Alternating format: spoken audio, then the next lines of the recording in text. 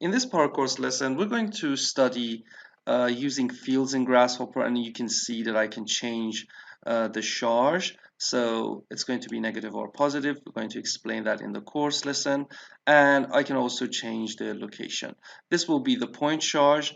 Then we're going to talk about how we can use a line and change the location. You can see that I can also change the location of these lines and produce different results. We're going to also study how we can visualize the field. As you can see, I can change the location of the field and see different results. So this is basically how the field affects a series of lines, or we can just produce a series of surface based on them.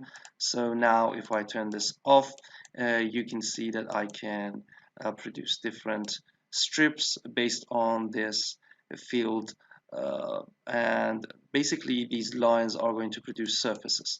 So it's going to be a point field, it's going to be line field, and we're going to talk about that, how it can affect the shape. As you can see, I can change the location and produce different results, and also how we can produce a spin force, which is also another example of the fields, how we can make it negative or positive, and also how it can affect different planes. So we're going to also talk about the planes, and you can see how it's going to affect these planes, and also the location of the spinning force, how we can control that in Grasshopper. And you can see that I can change the location and make it simply produce something like this.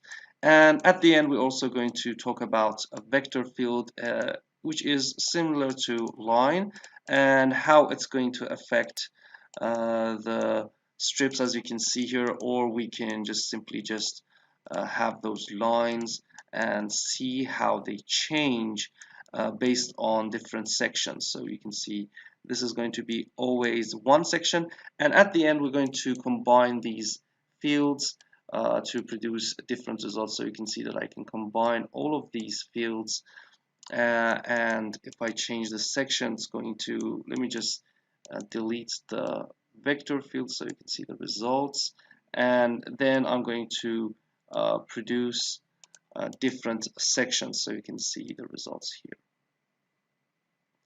We're also going to talk about another technique in the fields, which is producing lines. It's going to take a while to produce those curves and lines, but this is another way we can produce fields and visualize them in Grasshopper. The next technique is to see the tensor and the vectors. Here you can also see how we can see those vectors in a visualizing way.